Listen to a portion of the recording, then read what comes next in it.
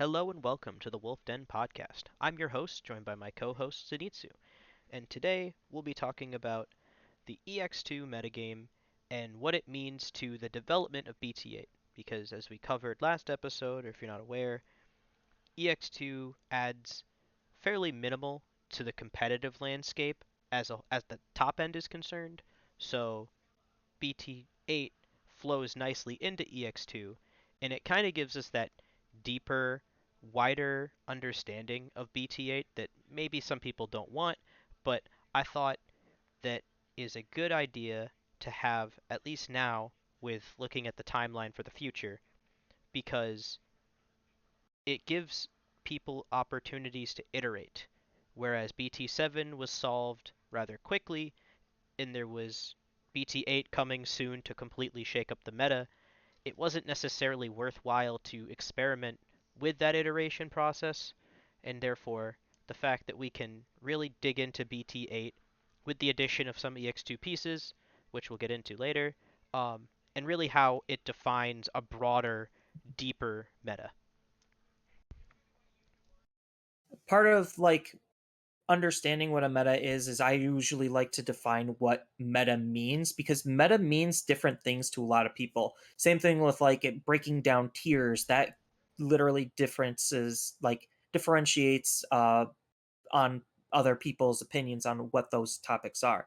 Meta to me means two things: power and representation. If a deck is powerful and it has solid representation, then I would label it as deep meta. If it has representation but isn't very powerful, I would label that more as rogue or casual meta. And if a deck is powerful but has low representation, I would still label that as a meta deck just because it's still a deck that's going to perform. It still has the potential to top. It's just not a lot of people are playing it. So that might fall more into rogue.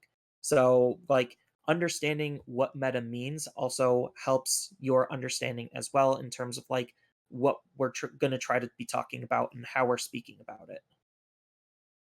Yeah, that's a good point to start off. I believe that Zenitsu and I have somewhat differing opinions on how to define what is a meta and how that reflects to the decks and how they're stacked and racked. But the the base idea of a meta is just really what Zenitsu mentioned first, just what's being played and what's winning. And the interplay between those two factors is how we begin to dissect what's powerful. Is something winning because it is powerful? Is something winning because it is just the most frequently played deck? Is it statistically the best deck? And that's how you get to deal with some of these almost counter meta, more rogue depending on the definition, um, idea of a deck that, as Yellow Hybrid was initially significantly underplayed in the original European regional compared to Imperial and Mastamon, but showed significant higher rates of success for those that played it, while still maintaining a high enough play rate that it wasn't statistically ineffective.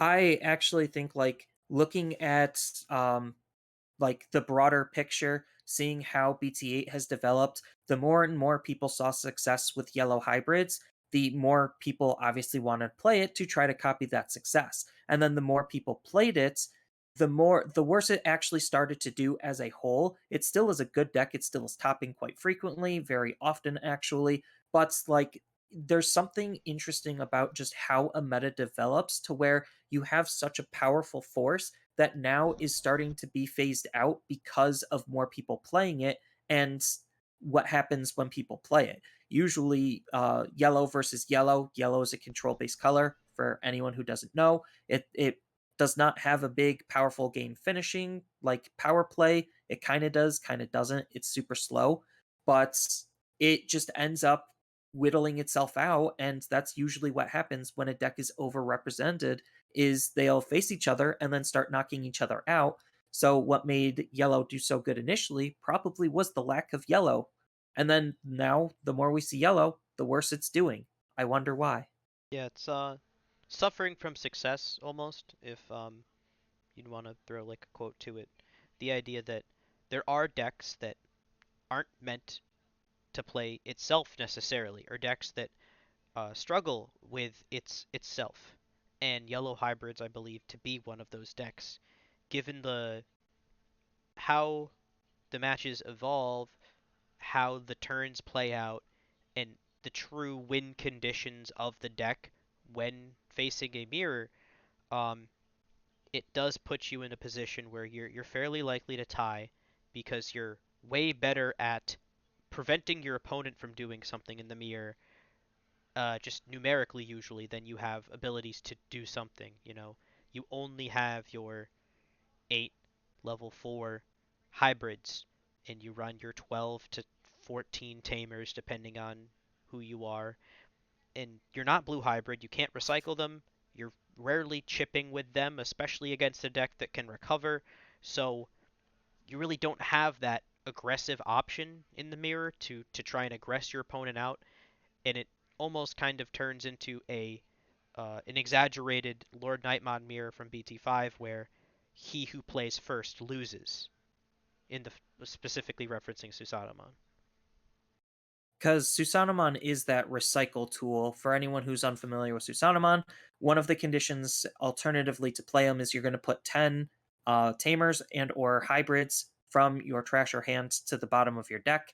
That's helping refill the deck, keep you alive, and then you could digivolve them on top of a tamer. So he is going to be primarily the deck's win con because he also has security attack +2, which means he can swing for 3. He's a big body, so it's going to be very hard to remove him, on top of the fact that when you go into him, he's going to be deleting a body. He's just an absolute force to be reckoned with, but that's like the only win con that they have. And if he's in security and you didn't grab him, then you're kind of already down a leg. I've I've gone into matches before and just seen both of my Susano in security in the mirror and known I've already lost essentially. I just have to play very differently knowing that Susano is not an option because while I can technically retrieve it with TK, costing me a security, that tempo loss is usually not something you can recover from, literally. Boomts. I mean, yeah, and that's kind of why we're seeing the shift with yellow hybrids being less successful because it's ending up facing against itself.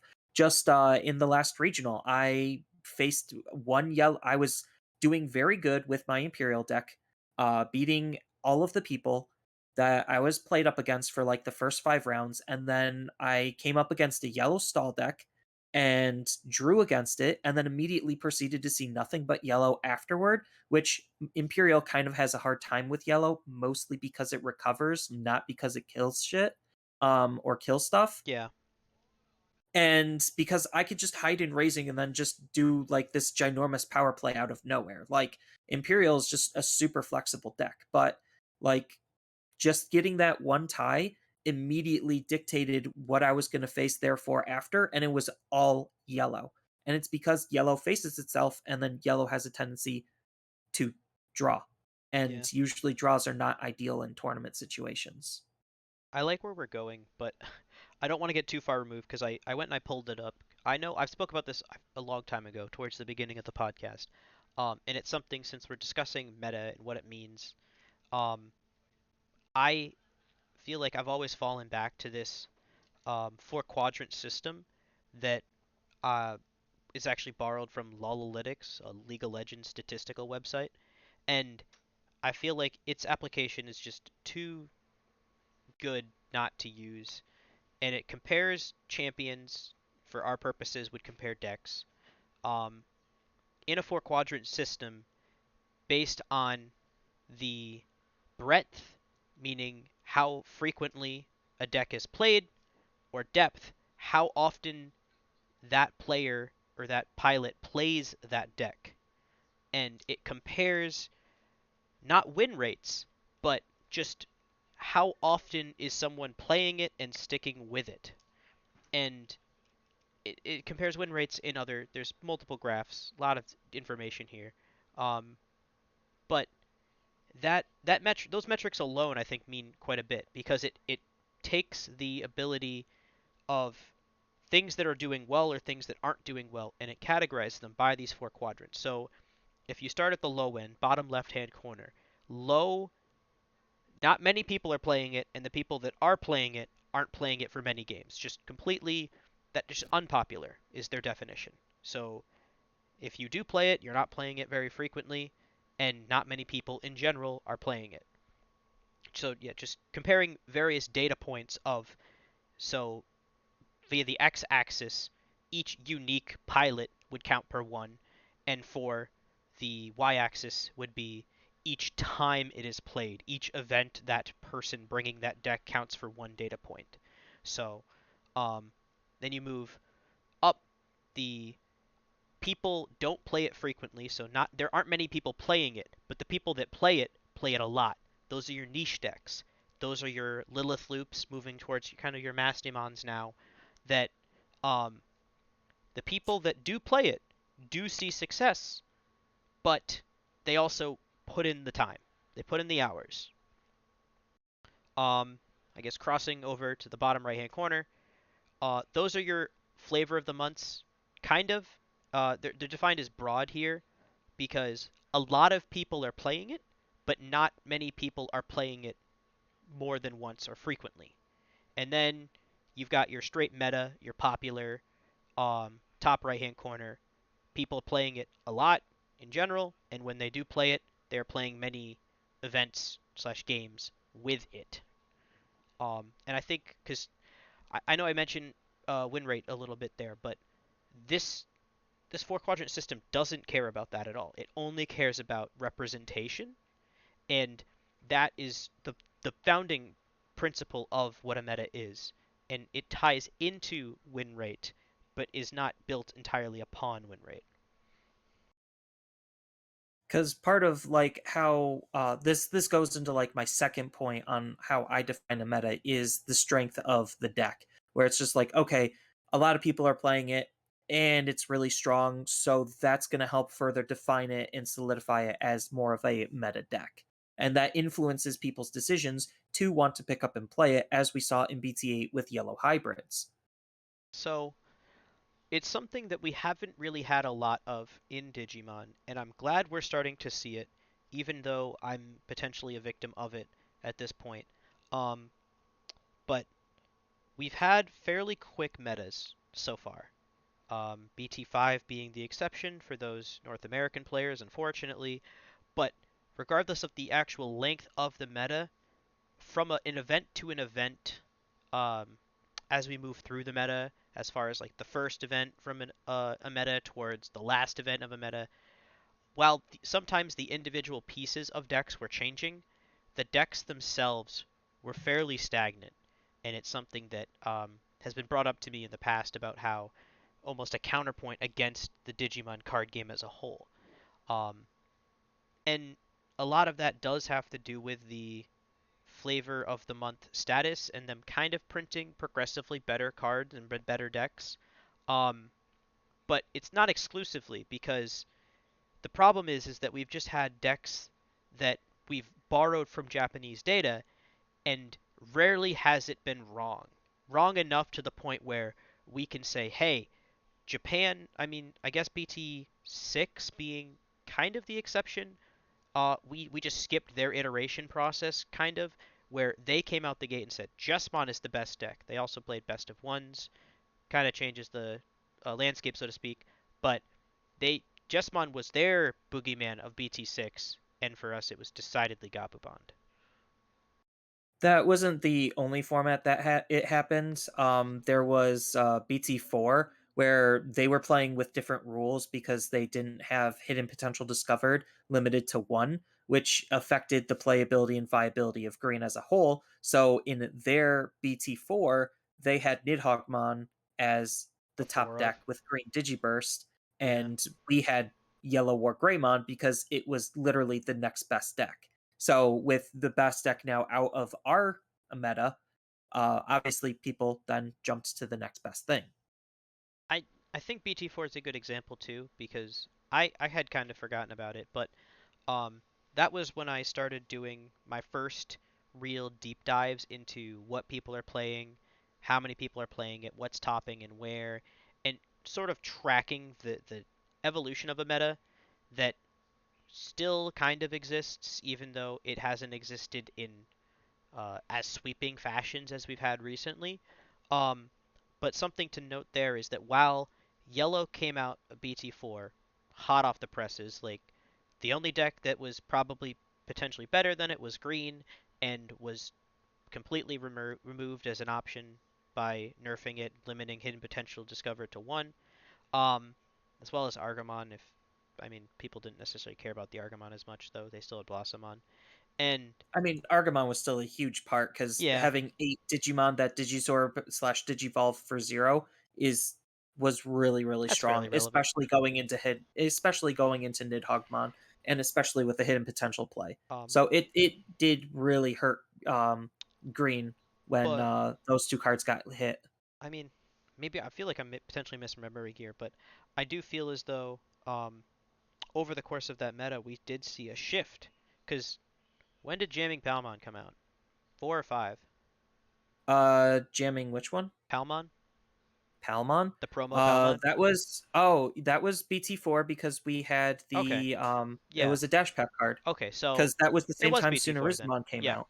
Yeah. So, BT4, the Grand Kuwaga OTK Jamming Palmon deck, managed to work its way in there and, uh, at least win rate wise, overtake Yellow Wargreymon towards the end of the meta, but the meta ended before there was actually a shift in popularity.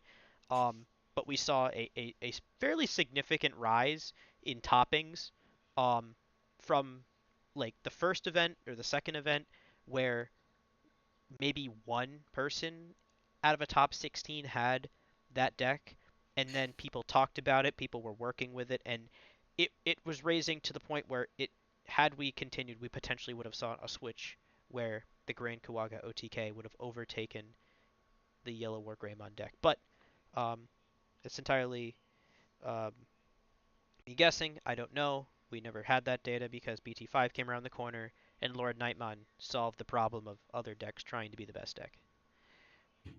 And I think like part of the reason why a lot of people were feeling this like negative feeling towards like having to replace your deck every single set goes into the fact that the game was still fairly young, and it still kind of is fairly young, but we're reaching a point where we have a lot of cores and foundations already laid out, and now we're just building upon it.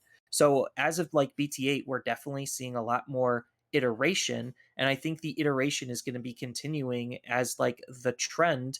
While they're still going to be injecting a couple of new decks here and there, it's just now we actually get to start entering this iteration phase now that the game actually has, you know, a card pool to work with. And I think like EX2, tying it back to the whole like what is going to be meta in EX2, even though we don't exactly know because we don't have that data, we see still a lot of iteration. Like we know that Armor Rush gets a brand new Digitama that just make Armor Rush a lot stronger. So now Armor Rush has it's sacrificing some card draw for just better card quality. But because Armor Rush is still in blue, it just has to reallocate some of those resources to not actually lose out on the card draw it once had. So that's just an example of where iteration from EX2 can start taking place. And even though Armor Rush is a BT8 deck, it's still going to be something that's in the meta just because there's cards in it in EX2 that make it better or could help it along. At this point, I feel like it's safe to say EX2 is just BT8 plus. Um, BT8 plus in the way that it doesn't change as much as a standard core set would, uh, a numbered set. But I feel like it's still better than EX1 because Oh, EX1 EX1, was just awful. yeah, It EX1 had one only deck helped that was Gabubond. yeah, it had a It total of kind of helped one deck. Agubond. It kind of helped Agubond a little bit, but like in comparison, EX1 was actually just a really bad set. It had a total of one new deck. It tried to help and upgrade a lot of other decks, just like what EX2 is doing, except they all just weren't that great. So I mean, I'd this I'd throw that shade at EX2 immediately. That there's a lot of decks that are basically cute tiers, but Um, I mean, yeah, because like you get in EX1, you get Machine Dramon as the premier deck, and then like what it was trying to do was update Diaboromon. It was trying to update Myotismon of all decks. Everything black was pretty much Diaboromon or Machine Dramon based. Green was borderline unplayable. yeah, It still was. It just didn't have green got anything good. It was playing some with like hot insectoids. garbage. Yeah, it was playing with insectoid cards, and like an insectoid tribal synergy kind of a thing. But like green still is just very meh. Yellow got like literally nothing. The best card for yellow was Salamon, Eh, just I for extra card I draw. lost to a yellow Angels deck that was kind of interesting once at a locals event. Basically, just the idea of the pressure from the level 5 swinging for a higher DP threshold when you're high on secure. I don't know. It was the Magna Angemon, the Yeah, EX.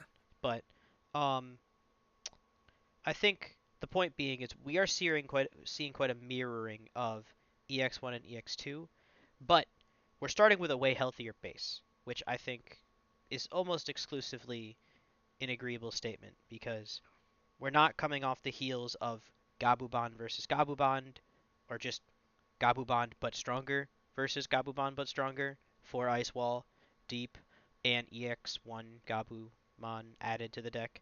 But um, we're seeing a fairly healthy, fairly diversified BT8 meta with some tweaks. And that's where we're really talking about today as the focus of this is the second BT8. It's BT8 2 Electric Boogaloo. So, you know, what does that mean for us? And for the first time, we're seeing shift things change as Zenitsu alluded to based on the toppings and what has changed. Um, Yellow Hybrids is not a deck that wants to see itself. It is not a deck that is. I mean, it's still fairly skill intensive in the mirror, but it's um, something that you play to beat everyone else. You play the game differently. So you want to see Imperial, you want to see Mastamon probably. Um, I know it's not necessarily a positive or a super swingy matchup one way or the other. People have argued in both cases, but Yellow Hybrid does not want to play itself, so it suffers from success. And if it's too good, and as we saw, it is back down. The last event that I saw specifically only had one out of the top 8, I believe, having Yellow Hybrid almost completely dominated by Imperial Dramon at that point. I think like also we just tend to play the game a little bit differently compared to other regions. So that also is a small factor. Like just regional metas is also a thing. Um, on top of some events didn't even have starter decks, so that also affected some of like people's perceptions where it's just like, oh, without Imperial, Yellow Hybrid just wins. And then it's just like, oh, Yellow Hybrid still wins even with Imperial. And then now with an over influx of yellow hybrids, it starts doing worse. I also think like people are learning the matchup better, so they know what to expect out of the deck, and the deck isn't really trying to iterate to help like keep itself moving forward while everyone else is trying to learn how to beat it. And I think that's part of um, how a meta develops is also like player skill and adaptability. And I think a deck like Imperial Dramon has a little bit more tech and flexible options and tools than something like Yellow Hybrids as of right now. I could be completely wrong about that, but this is all just for the sake of example on how metas develop. I think Imperial Dramon's safer, and I say that with the intention of Yellow Hybrid has many different cards you can include in many different ratios. Which tamers are you running, and in which ratios? Are you running Edens? Are you not running Edens? Are you running, was it Holy Flame? That's the bad one. I don't think that's I think that's like 6 cost option. Um, No, Holy Flame is the two cost one, oh, it is. but I'm yeah. sorry. I was thinking Holy Wave is what I thought I was saying. Yeah. So Holy Flame or not, it kind of changes the deck. Um, and while even though there are these small differences between yellow hybrid lists, um, their core and goals are still the same to the point where you can learn the matchup without exactly knowing your opponent's ratios and what they have and what they don't have. Whereas Imperial has a strong enough baseline that I believe the iteration is less required and therefore is better practiced. Yeah, I'm still tweaking with my imperialist and like it's I'm not changing that many cards. I think I'm like only changing a maximum of 2 cards at this point. I found what I've been running to be really solid, and it's just how I'm playing these matchups is what I'm more learning, and that's what those 2 card slots are going towards is like how can I best beat this deck? This helps a little bit, so I'll just tech a little bit more of that way. Yeah, I just think that well, you've never stopped and tried to consider, do I want to include another color in this deck? Because I went through that process with Yellow Hybrid. Um, I didn't hate it completely, but um, just trying to tweak for certain matchups completely changes the scope of what you're trying to play because Yellow Hybrid initially and the potential best variant is still uh, linchpinny in the sense that all of its removal is DP reduction based, and therefore can be singularly countered by a couple cards. Yeah, I mean that's just the fault of yellow. Like that's just how yellow's removal works. It's like, oh, purple versus D Reaper. None of purple's removal works unless it's like um Pandemonium Flame out of security, or it is Trump Sword because all of Purple's removal is for the most part level based, and D Reapers don't have yellow, and that's kind of why like sometimes decks can do relatively well is because of those types of elements. And I think like out of all of the EX2 decks, I think D Reaper is going to not only have representation to be meta, but has the card pool and tech options because you could tech the deck in various different ways to find success in some way, shape, or form. Yeah, um, D Reaper's obviously the best deck to come out of EX2 as a new deck is concerned. Um, I feel like any discussion that isn't on D Reaper or how D Reaper interacts with BT8 meta decks is just doing a disservice to those cards only because can't you can't look at these things and think they're going to be that good, at least with what they're offered with at the moment. Obviously, a lot of these decks are put in the waiting for more pieces waiting room, but it's a matter of if that's good enough when they finally get them, because meanwhile the meta's changing. Other decks are coming into existence, other decks are leaving, other decks are completely changing their scopes in the form of Yellow Hybrid usually. But um, as far as D Reaper's concerned, there is a lot of iteration to be had only because of how few options you actually have, which sounds confusing, but I know Zenitsu will elaborate. Um, yeah. So, as far as like iteration, yellow hybrids gets like nothing. You could, if you really wanted to, try to spice up yellow hybrids and tech in the Sakuya package. And by Sakuya package, I literally mean just run Sakuyamon. Um, just because she has interaction with tamers. If you wanted to, you could even try Talmon, just because she helps play tamers, kind of like what Rise Greymon does. Um, Imperial also kind of doesn't really get anything, but like these are two decks that are really strong enough where they don't need anything. Like if you really wanted to, you could spice up Imperial and add in Labramon for some extra card draw. Oh wait, no, that's extra memory. But I don't know if the deck really needs it.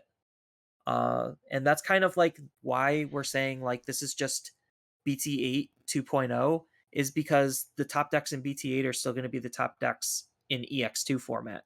Um, as far as like competitive decks go from EX2, I honestly think the only real competitive like ones out of the gate is going to be D Reapers, Gallantmon, and Beelzemon and I don't even think that they're going to be that strong out of the gate. I could be completely wrong. Their popularity could help put them into a player pool that really can do well with it. But as far as like card quality wise, red still struggles with card draw. It has good removal, but removal isn't mattering as much if we're just making plays out of raising or out of our tamers. Beelzemon is a very fast and very strong deck, but it does require some setup, and a lot of like self milling is kind of similar to security control, where it's just luck sacking. It's just like, oh, I was just lucky, so I win, um, which isn't necessarily the best thing for a competitive deck. And then Yeah. you have D Reapers, which is like, oh, it has basically all of its parts and pieces, and then it's just what flavor you're adding to it to spice it up. But I don't necessarily think like these decks are going to overtake yellow hybrids or imperials in terms of like their overall strength and speed, because part of the reason why imperial and yellow hybrids is doing as well as it is its power and its consistency. And what I mean by power isn't necessarily like its damage output. I'm talking about like how well it can execute its game plan. And I think it had like those two decks just are the easiest and strongest to execute their game plan very effectively. Yeah. That's a good point that the decks that are performing the best usually have a narrower margin of what's a bad hand, what's a good hand, what's a bad board state, what's a good board state. And Imperial and Yellow hybrids both have the capability to take very bad hands or very poor game states and flip it on its head, and all of a sudden you're losing when you were winning, or all of a sudden you're winning when you were losing. Um, and it could be as something as simple as, I had a hand full of Digimon and options and no tamers for said Digimon, and then my opponent raises out a rookie and slaps security and flips me a TK, grabbing me a card I need to my hand and providing me a body to use on the next turn, as well as 3 memory. That's kind of the best case scenario out of there, but um, it really does I mean, highlight the relevance of the consistency.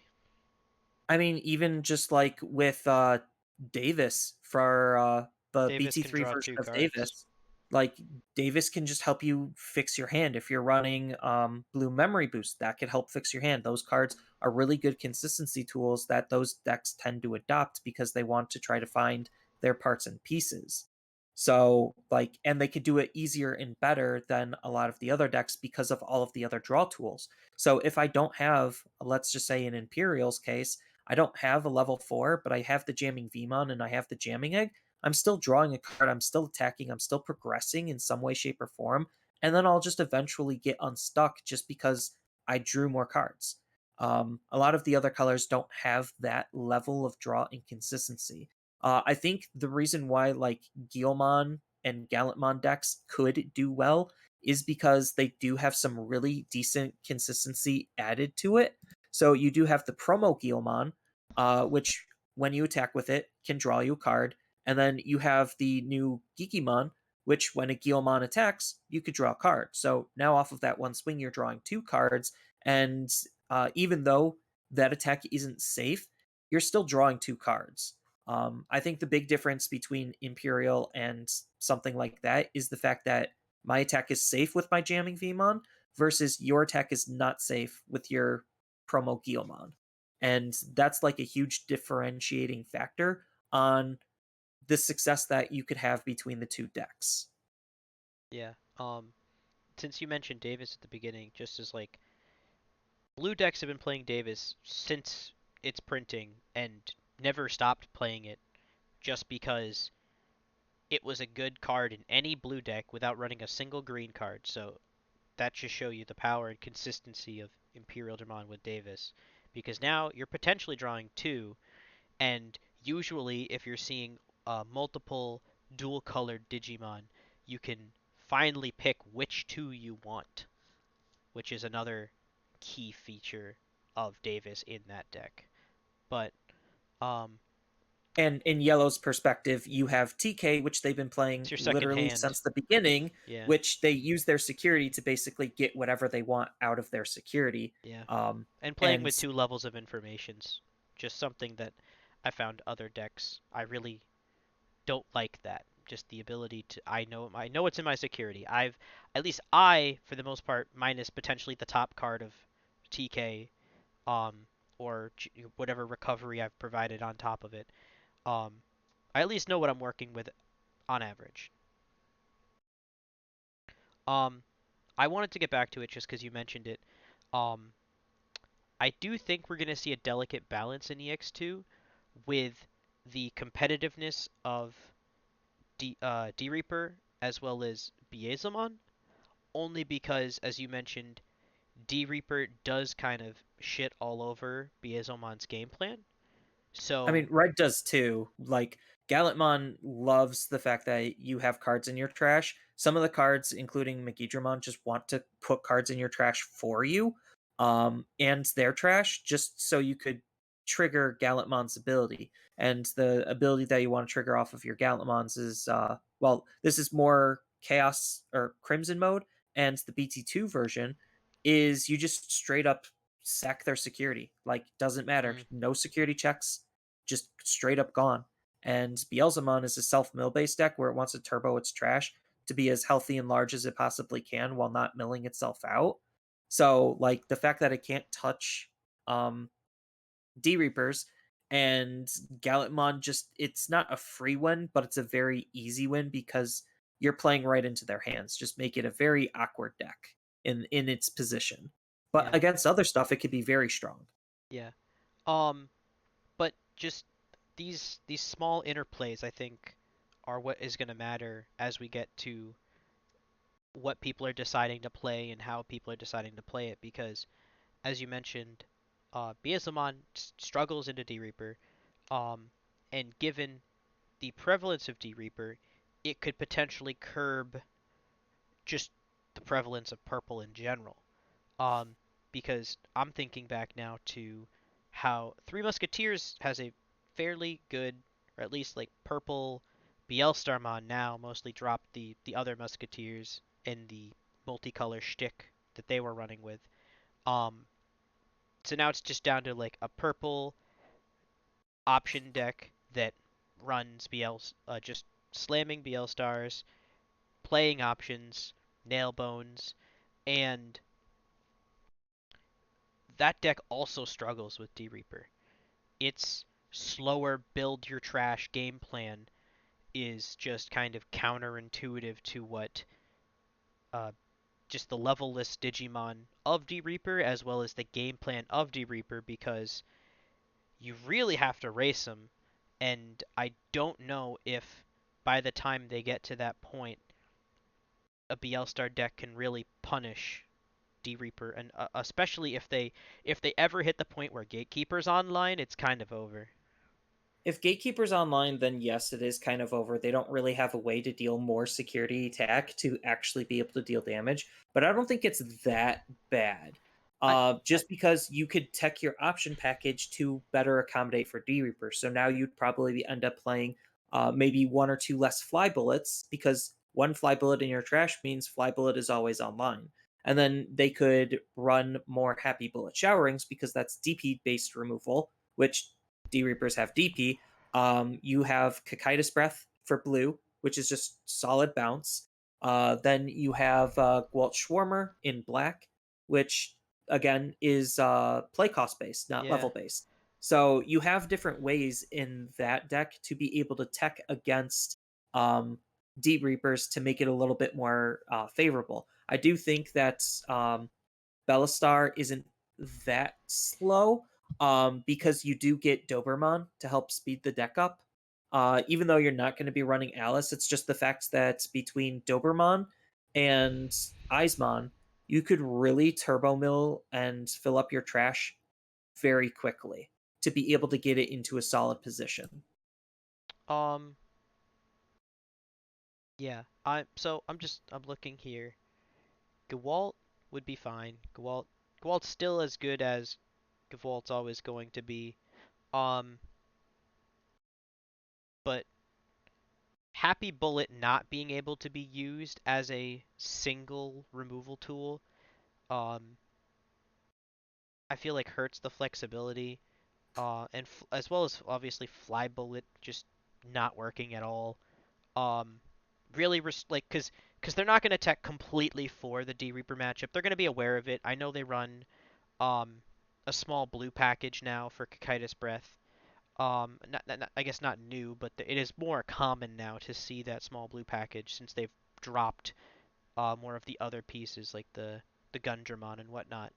But um, I just think enough of their removal sources and or options they want to be playing just kind of don't do anything or do minimal things because BL Star's goal of slamming and at least early on costing a bunch and doing something impactful is just minimized by the fact that you cannot affect Mother.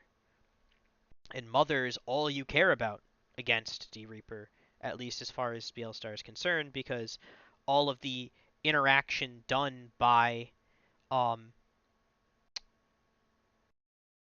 all the interaction done by the OTKing Reaper completely dodges their removal, except for Cocytus Breath, I guess. So I mean, if they have other things on their field, then yes. I'm not saying it's like not favored. I do think because of D Reaper, like I always thought Bellistar was like a tier 2 deck anyway. It has the potential to be teched in various different ways to handle different matchups, and I think that's why like the blue package and Cocytus Breath is getting adopted more, is to deal with things that it normally couldn't otherwise.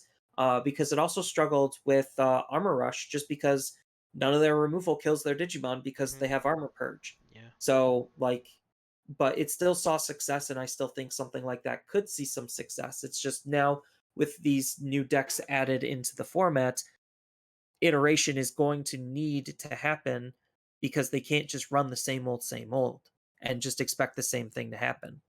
And that's like the beauty of a new format and actual decks that we want to play. I mean, like, granted, I don't necessarily think like all of these decks are that bad. Like Justimon, as much as Neko doesn't like Justimon, I think he's actually a sleeper deck. Do I think he's going to have the representation? He might. Do I think he has the power in terms of like consistency? Probably not. But he still could find some success just because there's lots of different stuff you could do with him. You could build him OTK. You could build him with Commandramons. You could build him to just focus more on Justimon and kind of do like a Justimon Shine Greymon type of a thing. Like he does have flexibility to do well. It's just I don't think that he's going to have the representation to push him to do well, let alone the matchups sometimes won't even be favorable. I don't necessarily disagree with any of that. You are right. Like a lot of these decks do have niches they can carve out and clear lines of success and powerful turns. But I guess my opinion of Justimon as a deck is that kind of blanket statement. Take it for it at face value. Uh, it is currently competing for potentially the fourth best black deck. Well, we already know X Antibodies is the best black deck. I don't even know what the other three are that you're talking about. Black, um, I guess not counting D Reaper necessarily. So X Antibody, Machine Dramon, D Reaper. I was including in that, but we could we could Oh, X one off the top. But so if you're I someone who think wants to Justimon is play slightly better black, than yeah. you're someone who wants to play black, you have potentially, arguably three better options depending on where you put Machine Dramon. Um, so it I being think the like third Machine best Dramon black can deck. only do well. I think Machine Dramon can only really do well in a slower based format. So like against decks like Yellow Hybrids and Security Control, I think that deck is really really good in. But because of how fast and controlly Blue and some of the other decks can move, I don't necessarily think he's that great of a pick. So He is more of a hard meta call rather than a soft meta call. yeah. while not digging into specifically Justimon too much because we've already kind of set our piece on that as like neither of us are really arguing that it's a tier 1 deck. Neither of us are arguing that it's like a tier 4 Garbo deck either. Um I'm mostly using like likeliness to see it as my defense for it not being really worth mentioning. But Justimon uh, whenever I approach any deck that like I find, because I'm definitely guilty of it. I imagine there are plenty of other players like me where they will just read a card and latch onto it and be like, wow, this is fantastic. I want to make this do what it wants to do, and I want to build it up and I want to let it shine. And using Justimon as the current example, just looking at the package, looking what it's working with and how it's doing it, it's good in slower formats. Okay, how is its format? How is its matchup against slower decks?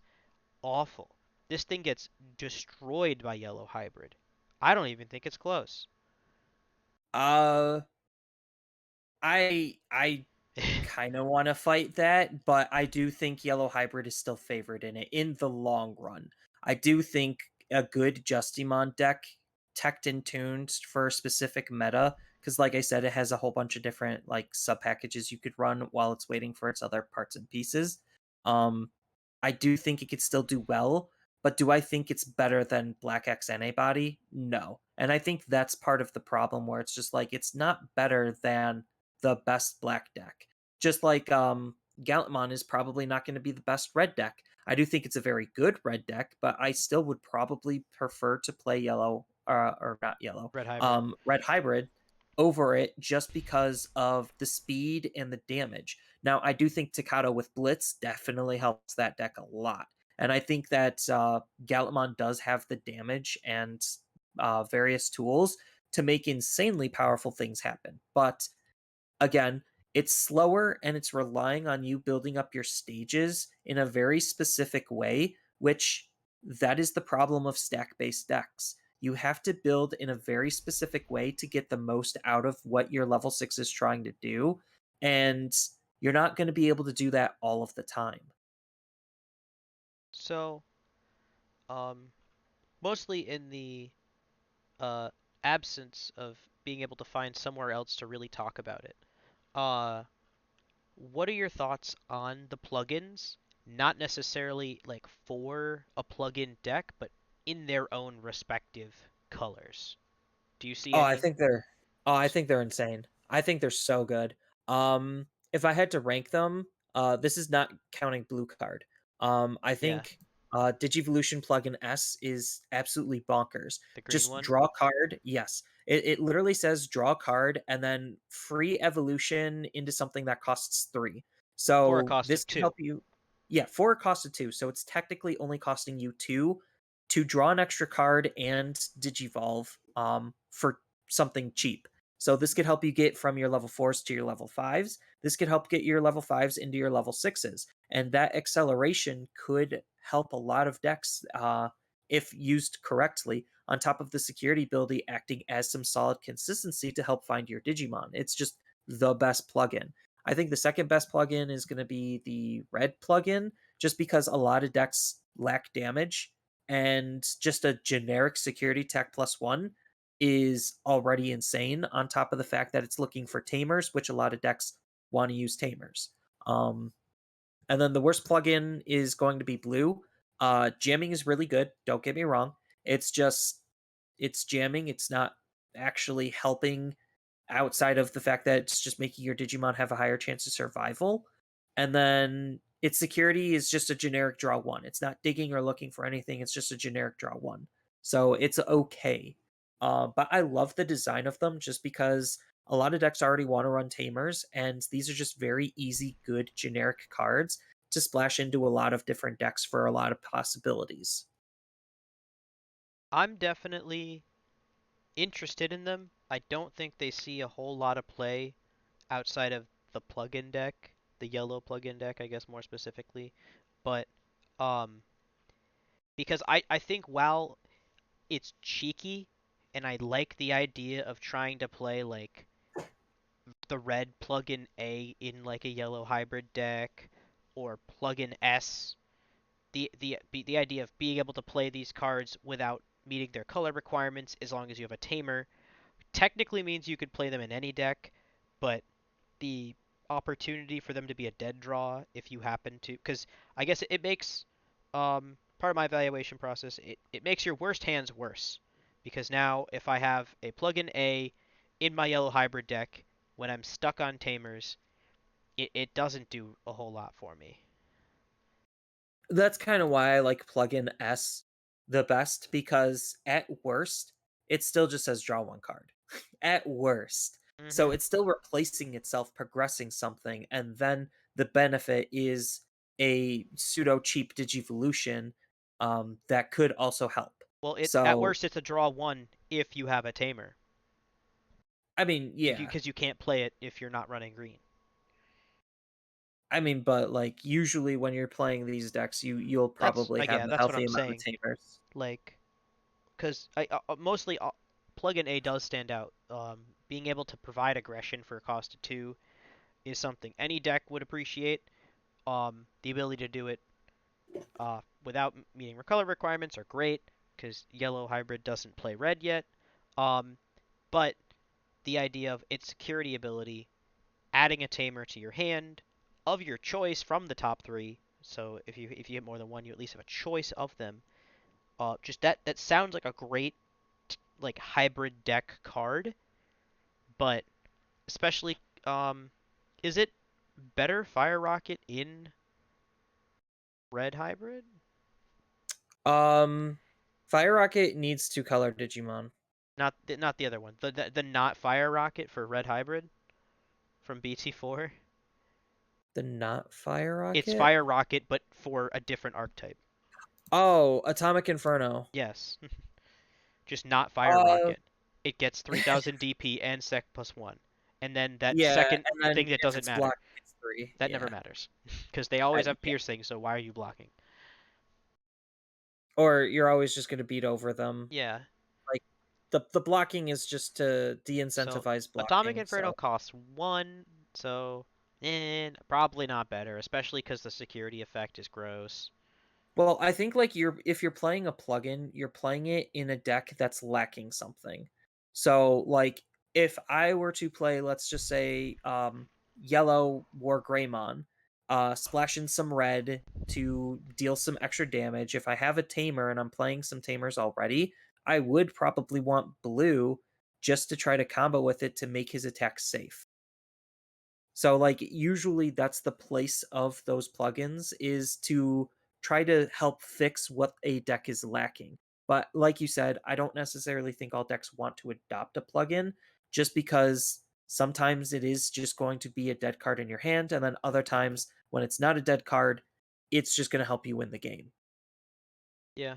So it's a cool thought. I like the idea of having these, like I said, as like a splashable. Technically, you could run any of them in any deck, provided you play an ample amount of tamers to consistently be able to play them without meeting their color requirements. Um, Blue card is interesting. It I can see it seeing as like a pseudo replacement for Mega Digimon Fusion, but at the same time, I really don't see it being used either. I don't really think there's a niche that requires this kind of effect anymore. So what blue card is doing is we get to reveal the top 5 cards of our deck. We get to digivolve one of our Digimon into a non-white Digimon from among them by paying its memory cost, and if you don't, we get to add the Digimon to our Without paying hand. its cost. Oh yeah, without paying its cost. And then That's so why, like yeah. it's just trying to do what green plugin is doing, except it's looking at the top 5. So like I don't know. And yeah, That's kind of why it just didn't see a whole lot of play is because like green plugin is still just kind of better. green's from your hand Um too, so you'd have to yeah, the you'd have to security reveal it yeah, the security ability I think is kind of decent. You just get to play a tamer from from your your hand. hand. Usually tamers get stuck in your hands because the later the game goes, the harder it is to actually commit to playing a tamer. Just because that's usually your resource engine and you want to set that up ASAP. And if they're choking you, Basically spending a turn off does not sound like a good idea. So So card helps you actually be able to play your tamers, which is kind of nice. The free evolution for 3 is okay. I think it rewards more green play than the other colors cuz like I don't know. It's just it doesn't strike me as that great of a card. the only thing that I guess really stands out to me about it is not necessarily right now, but a small amount of future proofing if we look back a little bit. Because there really are three non-white level 7 Digimon. Ragnalordmon, and then both Bonds. So We have Gallantmon Kick Crimson mode, yeah, and we we're also gonna have have those Gallantmon two. Blast mode. Yes, we'll be gaining those two. Which I imagine is technically the design for the card. It's the what it was played around because you dodge that cost of 6 instead costing 3 if but you have to reveal it. Um, but looking forward, or Danimon, which you're gonna Jogris into, so who cares? Uh, or Ryukin or Dexmon. Dexmon you're hard playing. I don't know. So I guess it's bad for all those two anyway. So It just it's doesn't strike me as something insanely good. yeah. It's more cute than effective is the way I like to describe it. So um, I really wish we had more to say specifically, but uh, BT82 looks pretty strong. I'm hopeful to see where we take it, and because I know the iteration isn't over. I know D Reaper will shake things up a little bit. Maybe we do see some iteration from all the garbage decks that I've been trashing, but um, I mostly just kind of see yellow and Imperial with a little bit of Masty mixed in, fighting for that number one spot.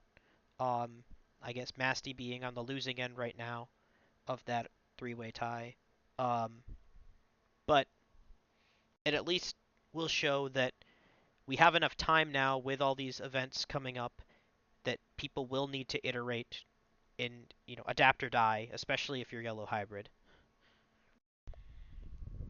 Yeah, and I think there's like casually still a lot of fun to be had with all of the cards that EX2 is providing. Not saying like you can't have fun in a competitive environment. Usually just when we're talking about like more competitive things, we're going to be a little bit more critical on the cards, but like I do think Sakuyamon could be lots of fun. I do think like a Leomon rush could be lots of fun. I think like Gorillamon added into Leopardmon source splitting, that could be lots of fun. Like there's still just a lot of fun to be had. It's just deep competitive.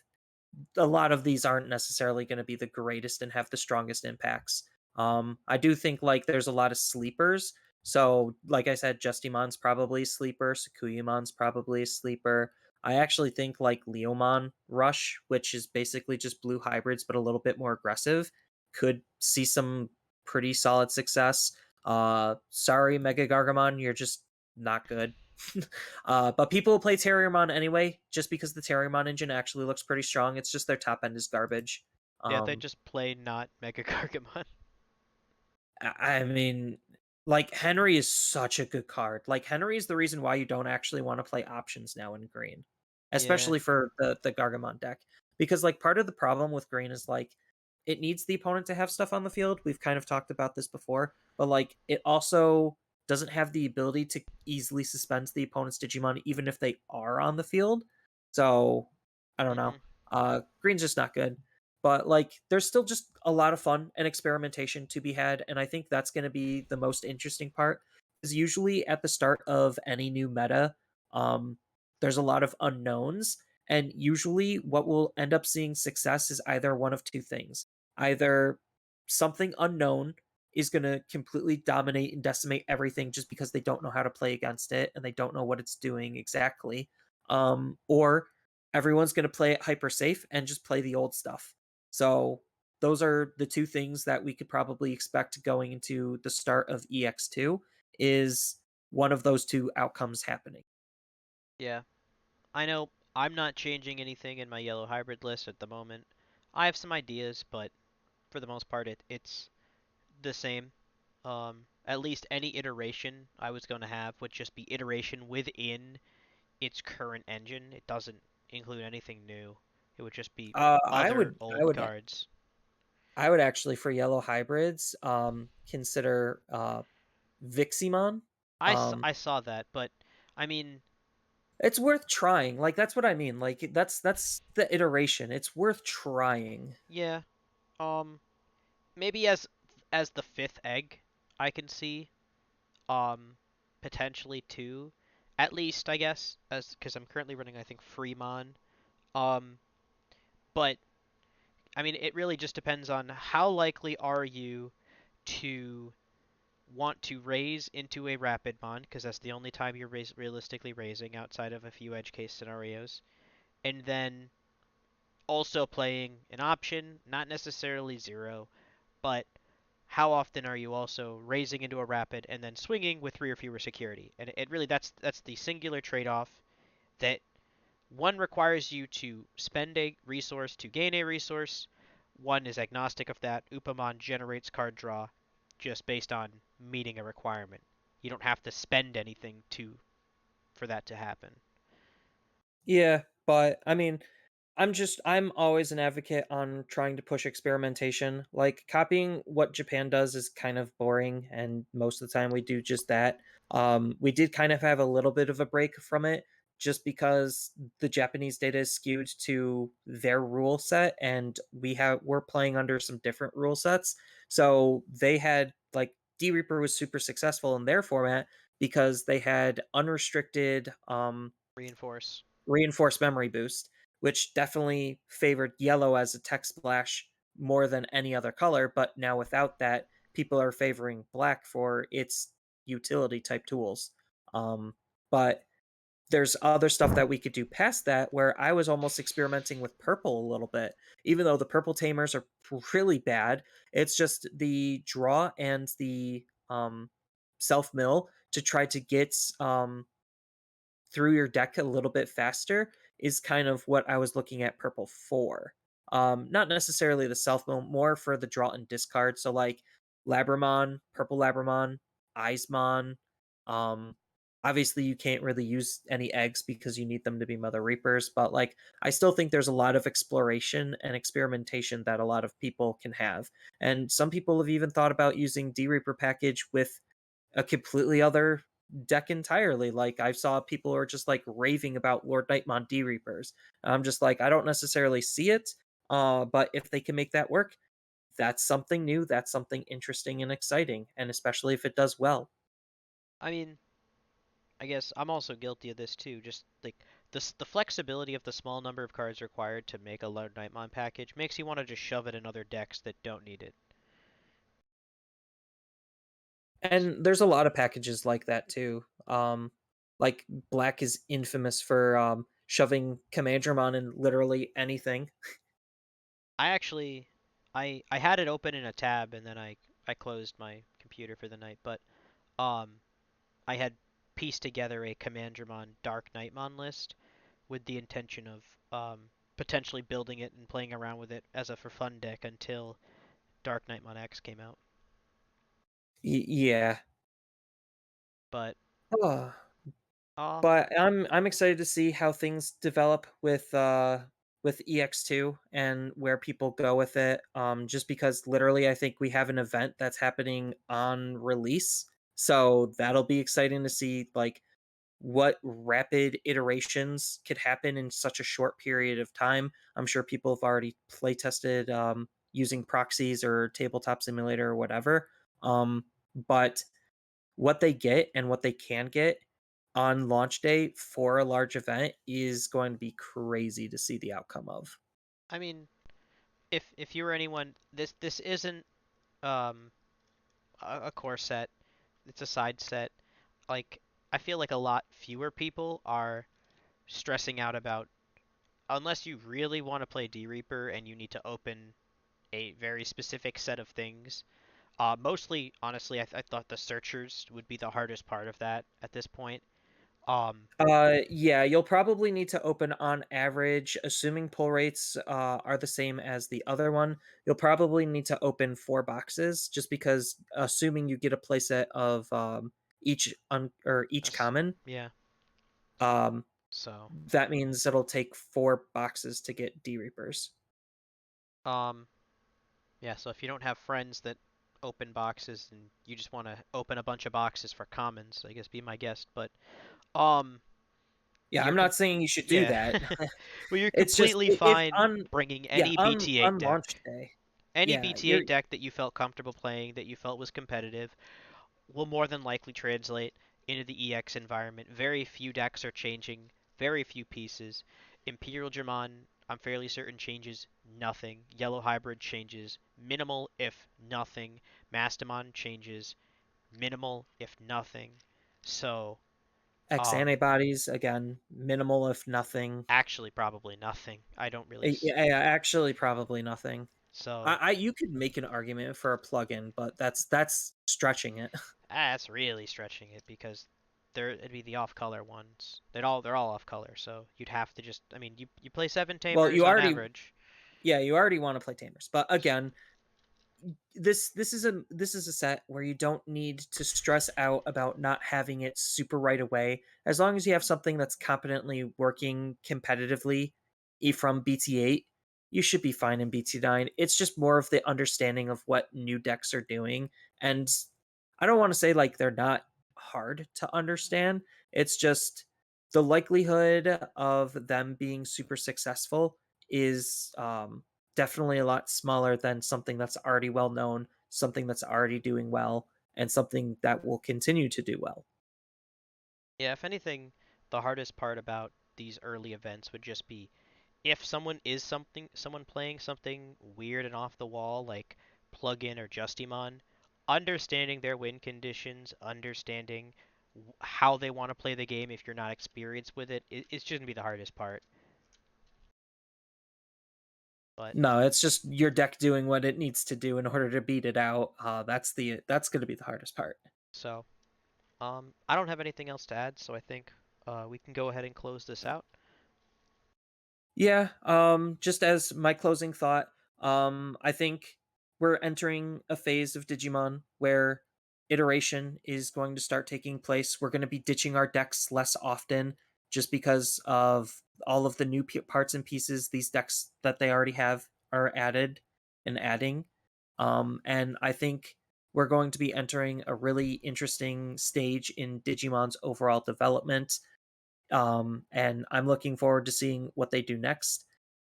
As far as like to quash a lot of people's issues on staples and reprints, don't worry, Bandai loves print like reprinting cards. They will come. It's just a matter of being patient and playing with what you can get, and still trying to find a way to be super successful with the other tools and other decks. So, Yeah, but I yeah, know we forgot that's to mention that the reprint thing, but I have a very small thing to add, I guess, to that, to mostly just uh, echoing what Zenitsu said.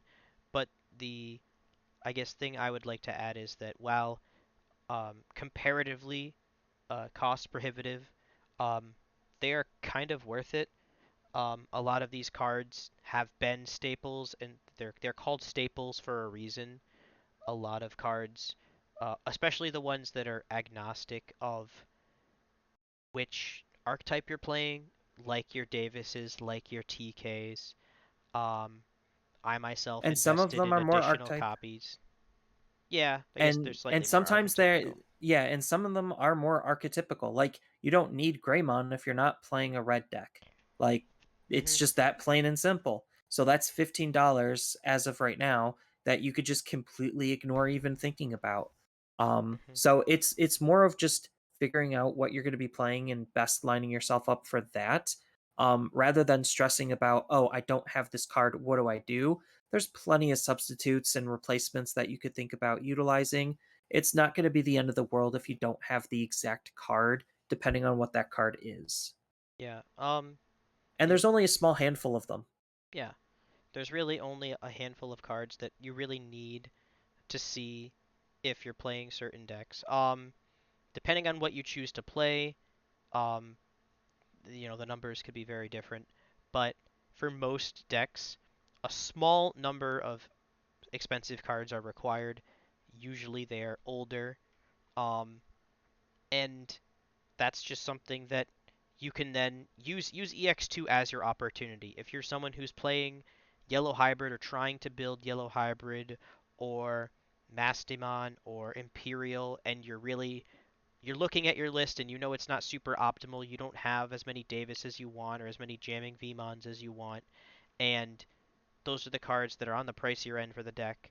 Then now is your time to get them because you really don't need anything from EX2 if you're going to continue to play those decks through BT9. I would agree with that sentiment. So, Especially since people are looking at these newer cards, they're going to try selling their older cards, so they should see some slight downtick or just a steady stabilization instead of keep going up and up and up just because the attention is shifted. and especially when it comes to like the Tamers, I know they will probably only continue to go up until better Tamers are printed or they're reprinted again. Um, but so you probably want to get ahead on that one only because they're not really going anywhere. Jamming Vmon's obviously very relevant in um, it's been relevant in the past in Imperial Dramon decks and Rookie Rush decks, and it's relevant now in Imperial Dramon again. Um, it's relevant Armor Rush, but it isn't as required if you're looking to play blue for the foreseeable future. No, because there's also other blue options too. So like if you don't have the availability to build Imperial, looking at blue hybrids, and then the only card you really need to get is then Davis. Which he is already announced getting a reprint. So Yeah. yeah, like I said, reprints will come. It might not come as fast as people want, but the game is still relatively young. Um, Okay. Um, then with that, I guess I will close it out. Goodbye. Later.